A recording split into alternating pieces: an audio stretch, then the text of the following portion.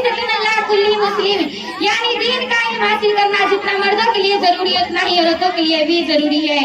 सामीन कराम और पर्दा नसी ख़वातीन इस्लाम, आपको मालूम होना चाहिए कि बच्चों का पहला स्कूल माँ का गोद और घर का माहौल होता है।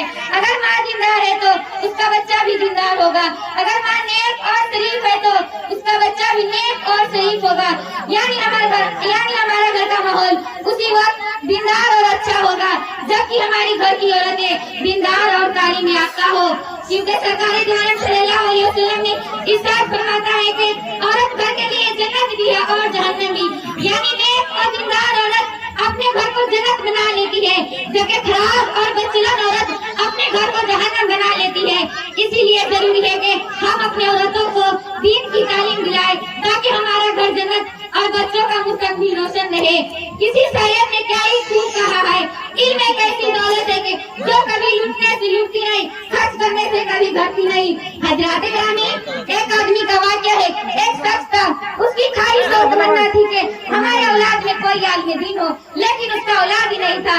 जब उसकी बीवी हमद सी थी तो वो आदमी अचानक बीमार हो गया और उसी हालत में उसकी मौत हो गई। बीवी से जन्नत के वक्त वसीयत की कि अगर लड़का पैदा हो तो उसको आलिम दीन बनाना।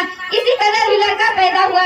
इसके कई दिनों के बाद एक दूसरे आदमी को उस मरने वाले को ख्वाब में ऐशोइयत में देखा कि ख्वाब में देखने वाली में आदमी ने कहा कि मैंने इससे पहले देखा था कि तुम अजाम में मुब्तला थे और अब देखता हूँ कि शानो शौकत के साथ तुम अपनी लम्हात गुजार रहे हो। तो उस मरने वाले आदमी ने कहा कि आज ही हमारी बीवी हमारे इस बच्चे को मदरसा में दाखिला करवाया और इस बच्चे ने आज ही बिस्मिल्लाहिर्रहमानिर्रहीम पढ़ी, जिसकी बिना पर मेरी मग़फ़िरत हो गई।